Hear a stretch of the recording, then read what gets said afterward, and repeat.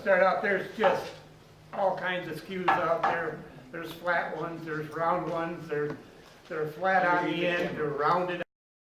I gave you the camera view. So There you go. All right. All right. And this is pretty much a flat skew. We're gonna make some screws maybe. I got my good friend Larry down there, he's pointing at my pants like they're unzipped.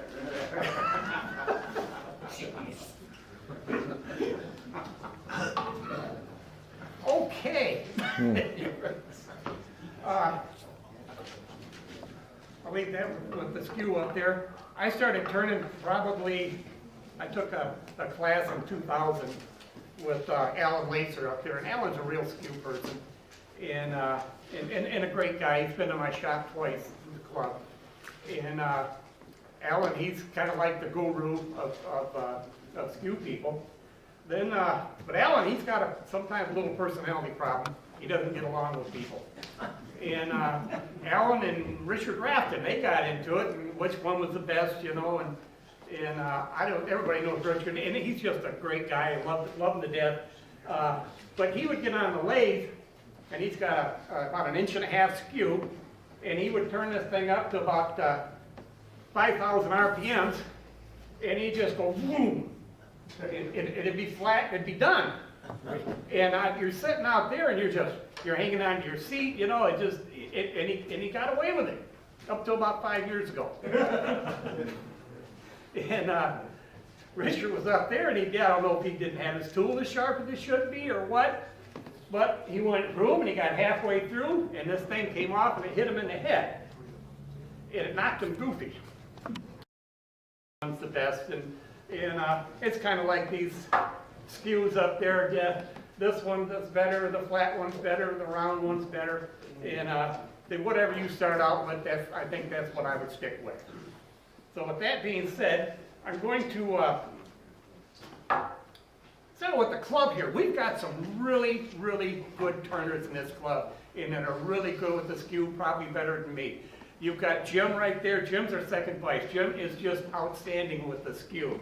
He's just fantastic. We got Mike Fidel here. Michael is fantastic with the skew. We got Matt Harbor. Matt is fantastic. Smith up here. And Greg is fantastic with the skew. Matter of fact, Greg, I don't know if everybody knows Greg here. Greg is actually the one that started this club out. We wouldn't be here if it wasn't for Greg. And Greg, stand up so everybody knows you one time. I just, you know, damn right. Greg is, hands down, there's no better turner than him in this club, period. So, with a pin, and doing a pin blank up there. Pin blanks should be done with a roughing gouge and a skew only. And we'll go through this one time, and the skew is just the tool of choice. So let me round this up for us and we'll get going here. Then we'll come back and we'll do some beats and codes. And alrighty, turn this puppy on.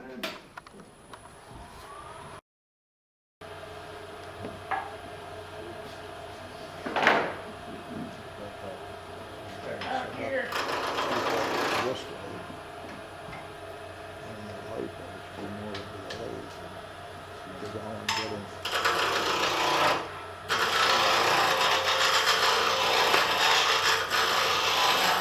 Roger says I gotta go fast.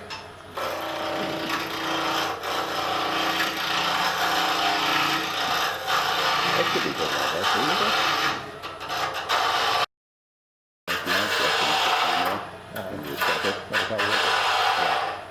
Just let me know. Yeah. You'll have the video too. I'm not going to release the rights.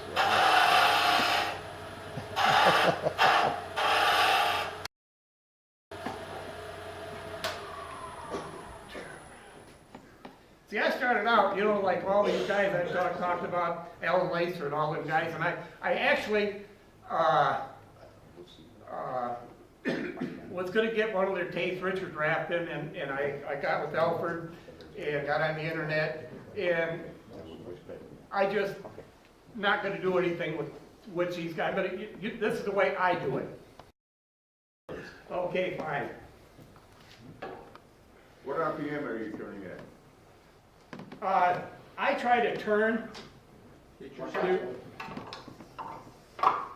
as fast as I can safely. Fast is always better. Well, I'm right in line, and I'm trying to figure out whether I should move to the left or the right.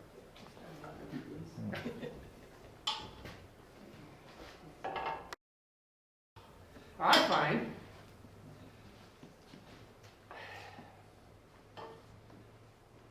when I'm doing something flat, I'm not doing beats and pulls. You got the short pointy end and you got the long pointy end. When I'm doing something like this right here, I always lead with the short pointy end. I'm going to start out here. I'm riding the bevel. I'm riding the bevel. I can't drop it down.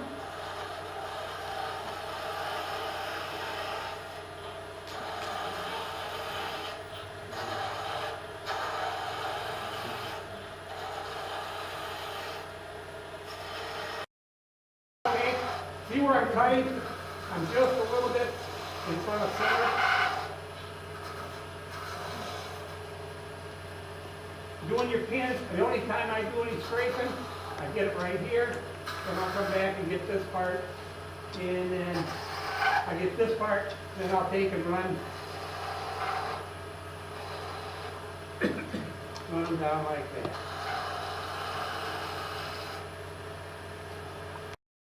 Sanding, probably at about 180 to 200 up there.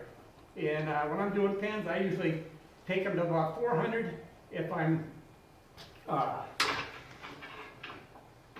making something for a friend or something. But if it's something I'm really working on that's really special, I might go up to about 2,800. How do we get this?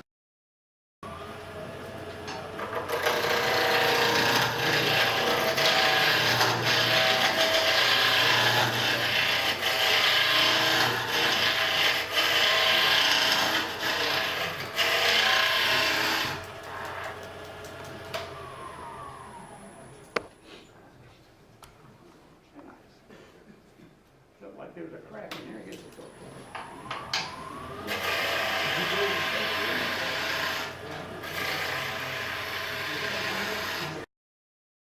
okay. Okay, we're doing the same way we did the pins.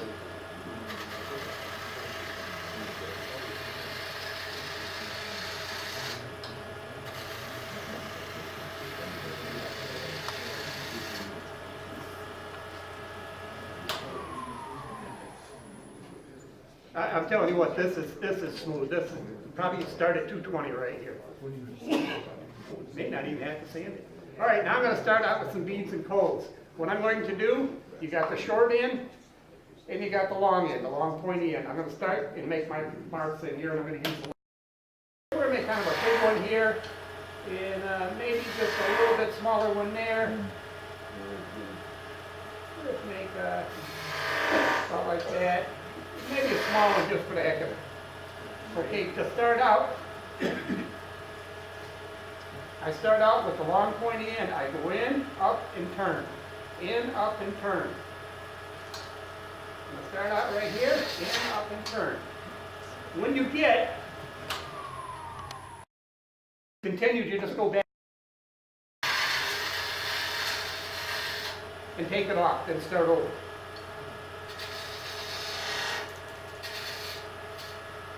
I go to the next one. And I go to the next one. Then I come back. And make that one just a little bit smaller.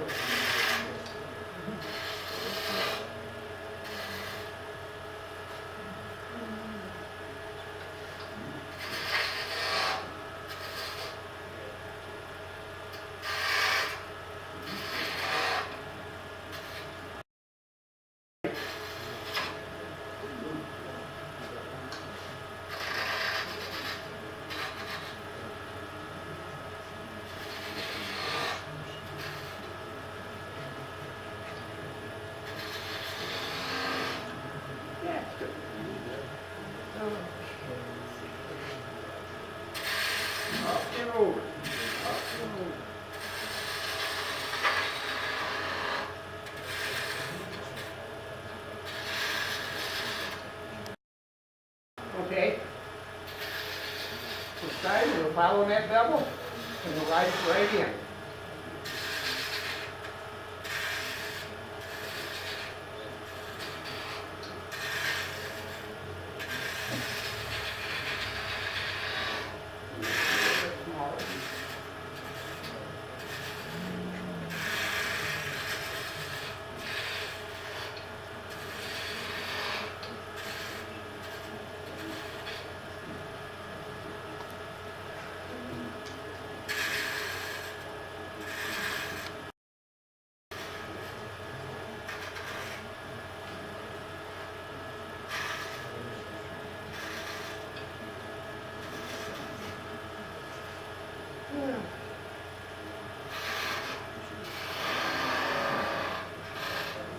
Most people, or a good share of the people that are in here right now, they use this basically as a scraper. And I'll show you what you do when you use it as a scraper. You just kind of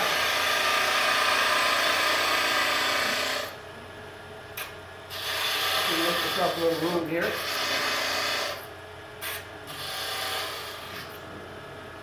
Okay.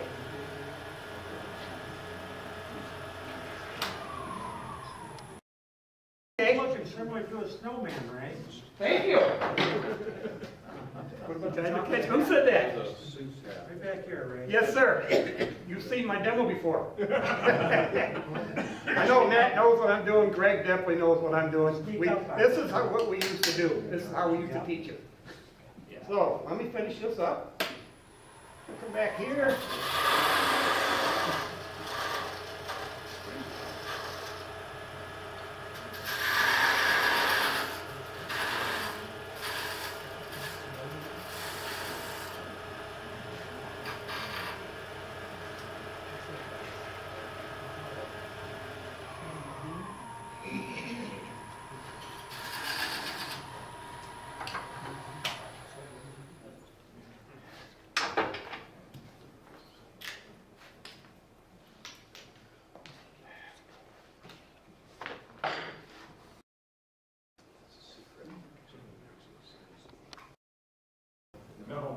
Tilt it. Rotate it back. The other No, way. other On the way. side. Flop it over on the side. Lay it on top of Lay it on the top, there you go. Right there. Move it down. Perfect. No, you had it. Put the hat back towards you. Yeah, put it up on your head a little. Upside down backwards. Okay. Close enough. This is a challenge. What I would like each and everybody to do is, good turners and the people starting out, every time you get on the lathe, I want you to make a snowman.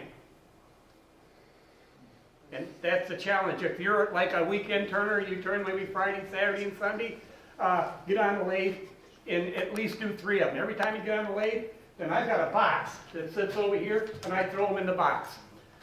If you're a turner like myself, I turn a lot. I turn every single day. And when I get done, they're heaping.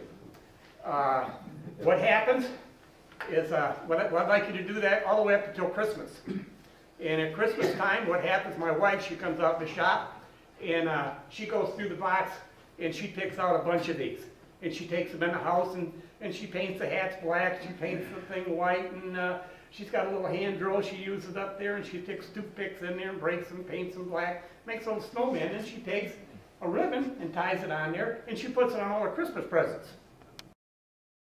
Daughter-in-law teaches 2nd grade in one of the grade schools out here. So I give them to Jim, and Jim takes the box, and he gives them to her. What happens, she usually gives half to one of her girlfriends, and the 2nd grade class, about a week, the kids all got them, you know, I give them away. I made something that got the wife off my back. You know, and life is good. But getting back to this, you come up here, you guys turn one of these every time you get on the lathe. If you gotta struggle with it, if it takes you 20 minutes, do the 20 minutes and get it done and throw it in the box. I guarantee the next time it'll be 19 or 18 up there by Christmas this coming year up there. You're gonna be a good person with a skew, and it's just, this skew will not let you do something the wrong way. Trust me, it will put it right back, you know, it just will. And, you guys practice, do it, and, that's my challenge. And, leave that up here. We got Alfred, see, I'm the warm